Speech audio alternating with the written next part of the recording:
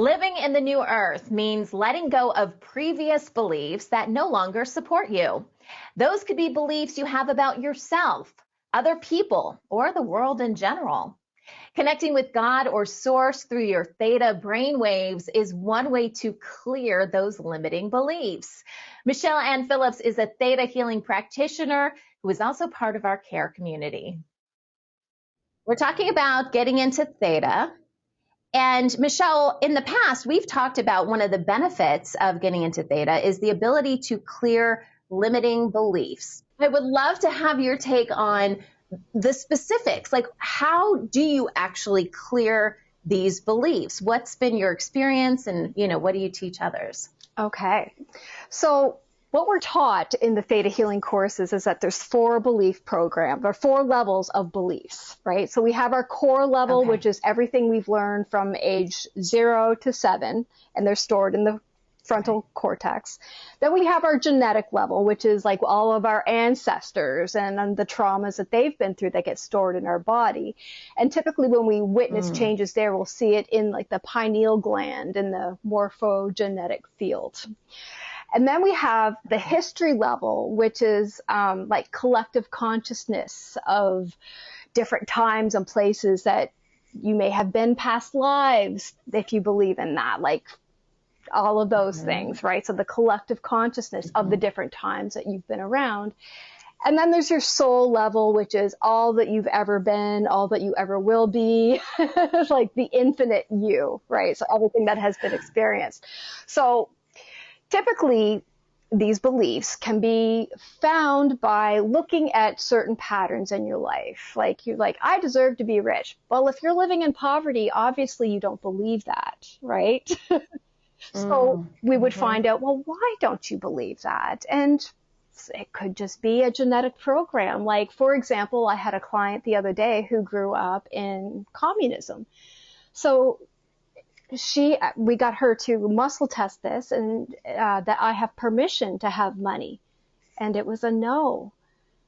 Because she, and she grew up in that communism, right? And that's true. Yeah. And that whole collective consciousness around socialism and things, like you're not allowed to be any better. Everybody has to be on that same level. So she wasn't allowed to succeed. She wasn't allowed to push past the glass ceiling, so to speak. So all of those beliefs that she had got just from living in a communist country and the people around her, never mind what she was actually taught from ages 0 to 7.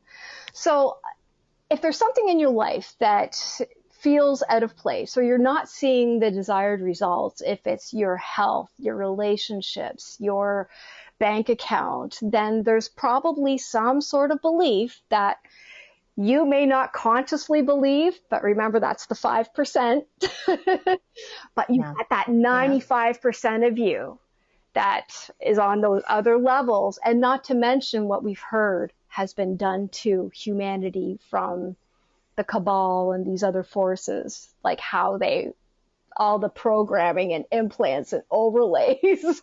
So like we can clear those too. So it's just moving the energy.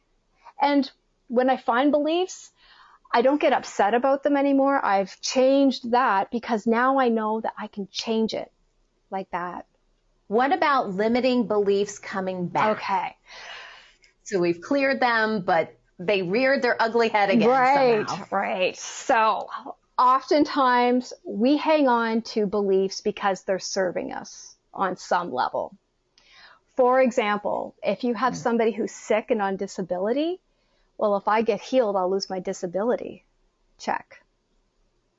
Right? Okay. So there's a lot of fear programs and a lot of things that serve us. And then there's the quantum entanglement of things like shame and guilt, for example, right? So if you were to say no to your mother, but then you feel bad about it, you love your mother, but there's the guilt. Right? So now you have guilt quantumly entangled with your love. You must know my mother. It's very true. Right? But we all have it. It's in our programming, right? Like to entangle certain feelings with other feelings. And so oftentimes we just need to dig down to find out why this belief is still there. Like, how is it serving you? And oftentimes people are afraid of what if I am healed? I don't know how to live as a healed person.